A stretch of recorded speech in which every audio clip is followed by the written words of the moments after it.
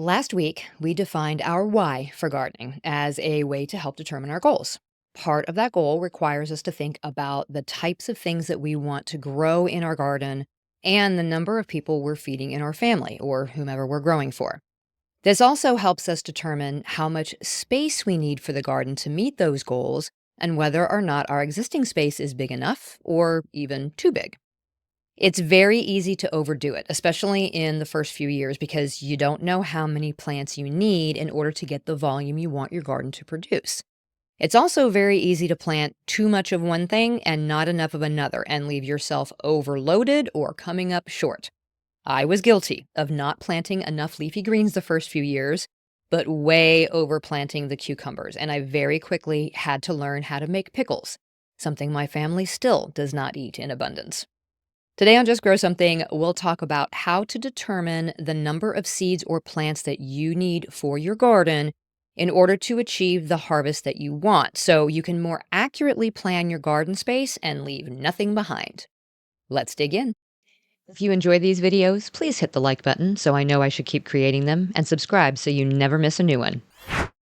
So, the last time we covered this topic was way back in season 2. So, I thought since garden planting season is upon us, it would be a good time to cover it again. If this is something that you have struggled with in the past, getting too much of one thing and not nearly enough of another, we're going to cover the basic concepts here today. But if you really want an in depth, step by step way to figure this out, there is a whole module dedicated to this in my Plan Like a Pro course, which is now open for registration for the 2025 season.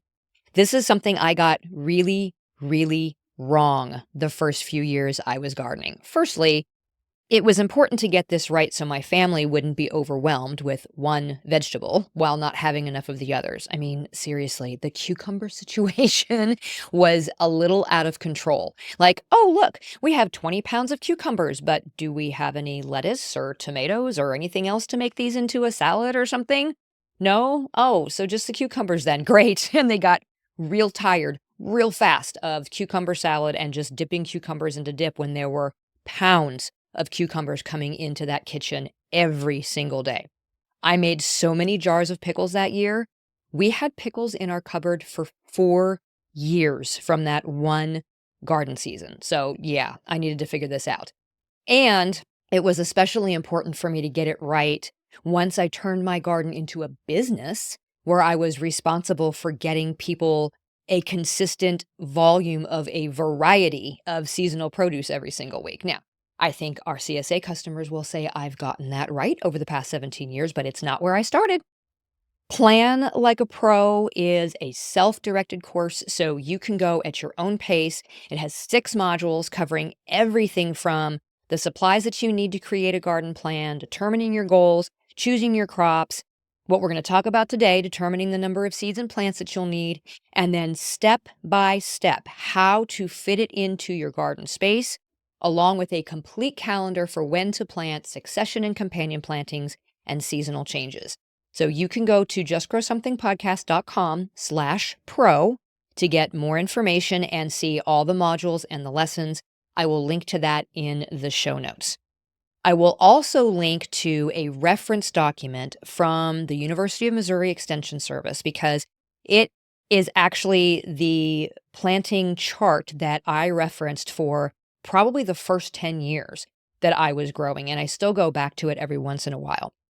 It is really valuable for not just knowing how much of each plant you need to feed one person for a year, but also for plant spacing. Now, if you're in Missouri, it's also really good for telling you when to plant those crops. But for everybody else, that's really not going to be very accurate. So we're just going to focus on the section that talks about yield, because that really is what we're trying to figure out, right? How many cucumber plants should I have planted to have a few fresh cucumbers each week for salads, and then enough for just a few jars of pickles and not dozens of jars? This is essentially what we want to know for every single thing that we grow in our gardens. And of course, this resource from the University of Missouri is good too, because it's just compiled all of this information all in one place. You can absolutely look up the expected yield for each crop that you plan to grow and then do the math that way. We can plan our garden space either by figuring out the number of plants we need per person or the number of plants that we'll need based on pounds or volume of yield. So we'll talk about both methods because everybody thinks just a little differently, and what works best for me may not work best for you. No matter which method we choose, we need to remember that the resource that we use is always going to be an estimate. Okay, so this is why a garden journal is so important. If you keep track of how many plants or seeds you planted and what the yield was, and compare that with the weather conditions and what you expected to get out of those plants, you are compiling all the important information from your garden into one place. You and I could plant the exact same variety of tomatoes at what would be the ideal time for our area and treat those plants exactly the same way. And we will have totally different yields. I guarantee it. Because our soils are different, our weather is different, our pests are different, your diseases are different from mine. All of these factors matter. So if you keep track of all of that from year to year, and you track how much you harvested from your plants, then you're going to be able to determine if it was just a bad year because of pests or weather or whatever, or if maybe one variety just typically does not do well for you. And sometimes it helps you figure out that maybe that particular crop isn't one that yields well enough for you to even bother keeping in your garden and you just abandon it for something else. I have many gardeners in our area who have completely given up on squashes of any kind because of pest pressure and because it just wasn't worth the fight for the yield that they were getting. But if you don't have these records for yourself, you'll need to use something, and I will list these references for you in the show notes. So, with references and a list of potential crops in hand, let's figure out how many plants we need to fulfill our goal. And we'll start with the per person method. It's a good idea to know exactly how much space you're working with, how many people you're feeding from your garden, and whether you want to also grow enough to preserve later. So once you have gathered all that information, we're going to look at the chart in the MU guide, or you could just do a search online to figure out how many plants that you'll need per person over the course of the season. Now, I always suggest that you start by drawing out your garden space to include all of your in-ground space and your raised beds and all your pots and your other containers, because you can use this drawing to mark what goes where and for how long. See, that's part of the key too. Some of these crops are going to be in place all season, but some of them are also going to be intermittent. Some produce continuously and some need to be planted in succession to get a continuous harvest. So all of these factors need to be taken into consideration. We go through this step by step in Plan Like a Pro using a map, but also a timeline method for my more linear thinkers. By using a map or a timeline, you have a visual for how long something will be in place in the garden and where you may have gaps to fill with other plants. So this is succession planting. If you have an early planting of lettuce, you know those plants are only going to be in that space for about 6 to 8 weeks, and you won't replant those until later on toward the fall when the weather starts to cool again. So this visually lets you see you have space for something else in that spot throughout the entire summer, like tomatoes. Okay, but how much lettuce? How many tomatoes? So let's use the tomatoes as an example, okay? We're going to use the chart from University of Missouri to figure out how many tomato plants we'll need. Now, you may be growing tomatoes just for fresh use during the summer, and you have zero desire to be canning or freezing anything. On the other hand, you may need a boatload of tomatoes to be canned up for salsa and pasta sauce throughout the wintertime. This is why it's important to know why you're gardening and to have that in your mind when you are planning your space, okay? Also, keep your garden goals in mind when you plan this out. I always have gardeners come to the farmer's market in the spring and see all the varieties of tomato plants that I sell, and they get super excited. And I can tell who has a plan and who is just winging it. The gardeners with the plan have their list with them, or they at least know, okay, I have space for 10 tomatoes and half of them need to be paste tomatoes, and they very confidently pick out their plants. The ones without a plan, are kind of choosing on a whim, and they're often looking at me and they're asking, okay, how many of these do I want if I need to make salsa? Or how many tomatoes do I get from one plant? And they leave with like an entire flat of tomato plants with their fingers crossed, hoping they have enough room to plant them all. I love all of my gardeners equally, and everybody gardens differently, so no shame. But I am not gardening on a whim and a wish over here, okay? So having a plan, even a loose plan, will help you figure out how many plants that you need, and you'll avoid wasting money on plants that you don't need or ending up with too few plants. And then you got to come buy tomatoes from me in the summer because you didn't buy enough plants. I'm just saying. So, all right. So, according to the MU Extension Guide, we need 3 to 5 tomato plants per person for fresh use for the entire season, and then 5 to 10 plants for processing. Now, the processing part is, I don't know, a little bit subjective because everybody's canning needs are totally different. So let's just stick with the fresh use for a minute and we'll talk about preserving when we get to our other method. Remember, every garden is different and the yield on every variety of tomato is different too. So this guide is just a guide. It can't tell you exactly how many pounds of tomatoes you're going to get, but it's a good starting point. And you can use your garden journal to document how the different varieties do for you, and then you can use that for a reference the next year. So, for instance, most heirloom varieties are actually going to produce fewer tomatoes, and they generally take longer to start producing than the more modern hybrids. Hybrids have actually been bred to produce more tomatoes and start yielding those tomatoes earlier in the season. So, keeping track is a really good idea if you're very serious about this. So if MU is saying that you need 3 to 5 plants per person, and we have a family of 4, then logic says we need between 12 and 20 tomato plants. That's a pretty wide number, right? This also isn't taking into consideration how long our growing season is. So if I'm gardening someplace with a much longer growing season, it potentially has a higher yield for each one of those tomato plants. A typical serving size is 1 medium whole tomato. And if you're a tomato lover, you might want 2 or 3 servings a day during the entire season. So you may want to plant 5 plants per person.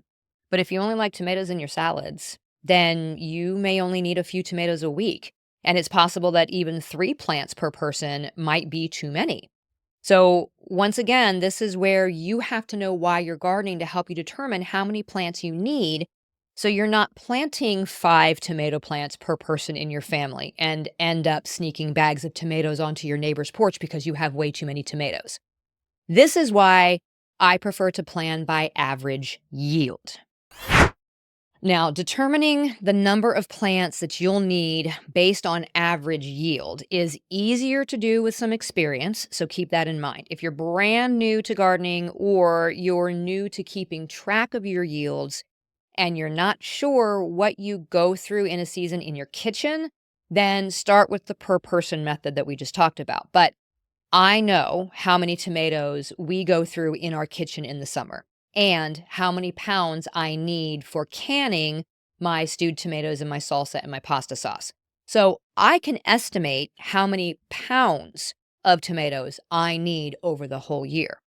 So rather than guessing that I'm going to get maybe 20, medium-sized tomatoes or whatever per plant for the season, that would be just for my heirlooms. I'd likely get a little bit more for that than my hybrids. And then I have to figure out how many plants I need of each based on the per person.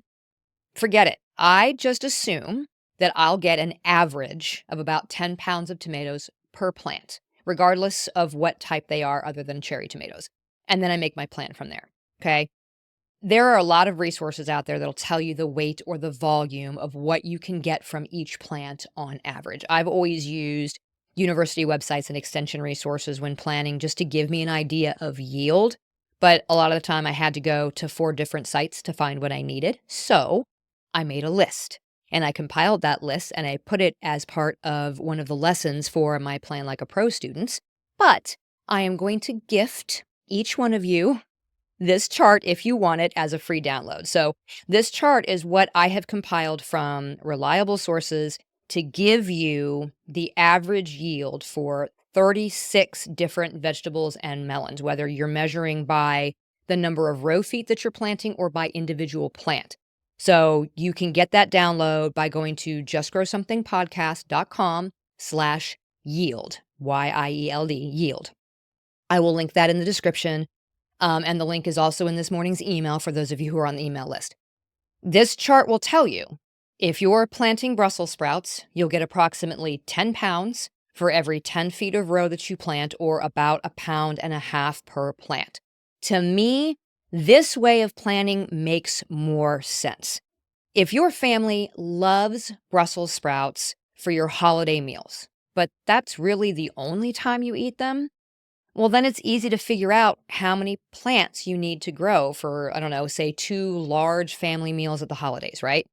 And you'll also know that you should be planting those plants midsummer for a fall garden and not in the early spring like a lot of the packet directions say, because then they'll be ready way too early. Your garden should be customized for your needs across the season. So, really, knowing your why for your whole garden is important, but maybe even each individual crop too. It really does help so you don't overplant or underplant. All right, now one more example. Let's talk about the lettuce that I mentioned early on. Lettuce is generally only in the garden from transplant for about 6 weeks or so, longer if they're planted from seed, right? And it only grows well without getting bitter in the cooler shoulder seasons. It's not really a midsummer plant unless your summers are always very, very cool.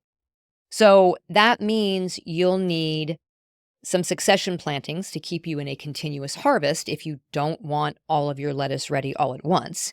And if we draw this out on our map or on our timeline, you're going to see that you're going to have a break in that harvest during the hottest part of the season. This is where we save space in the garden while still getting the number of plants that we need. So if you determined that you need 5 heads of lettuce per person in your family in the spring and another 5 per person in the fall, and you have a family of 4, you can figure out how much space 20 heads of lettuce needs, and you can plan accordingly. Now, once you place those in your garden map and you mark how long they're in place, and then when they get planted again for the fall and you realize there's that gap there, if you have also determined that you only need 5 tomato plants for your season, you may figure out they occupy the exact same amount of space. Well, that makes planting easy. You can start the lettuce where your tomatoes are going to be planted, put the tomatoes in before the lettuce comes out, harvest the lettuce and let the tomatoes do their thing, and then plant the fall lettuce in the understory of your midsummer tomato plants to shade them a little bit as they grow. You will have the information that you need to know how many seeds and plants to start or to buy. You'll grow what you need of both crops, and you won't have valuable space just kind of left vacant while the lettuce isn't in season, which likely means that you have room for more plants in other areas of the garden. I hope this all makes sense. I absolutely am a planner. I love having all the information and then figuring it all out ahead of time before I do anything. And I know not everybody is like that, and there's nothing wrong with being spontaneous in the garden. But when you're just starting out, or you only have a certain amount of space to work with, or you have very specific goals, it's good to know what you want to grow and how much you need. It's also very important when you're expanding the garden, so you know exactly how much more room to build out. And it works the other way too. I can't tell you the number of times I've gone to a client's home and they've marked out a huge space for their garden, and I sit down with them to determine their goals, and they quickly realize that's way too much space for what they want to do. Or clients who think they don't have enough space, and I help them lay out the garden to not only meet but exceed their original goals. Take the time to do a little bit of thinking in terms of goals and a little bit of math to meet those goals so you can take advantage of the space you do have while also not getting overwhelmed with too many plants or disappointed by not enough. Thanks for being here today. As always, if you have any questions, feel free to comment or reach out by email or DM me on social. You can always find more information about these topics on my website, justgrowsomethingpodcast.com. Don't forget to check out the Plan Like a Pro course, justgrowsomethingpodcast.com/pro. Until next time, my gardening friends, keep on cultivating that dream garden, and we will talk again soon. Take care. For more information about today's topic and to find all the ways you can get in touch with me or support the show, go to justgrowsomethingpodcast.com. Until next time, my gardening friends, keep learning and keep growing.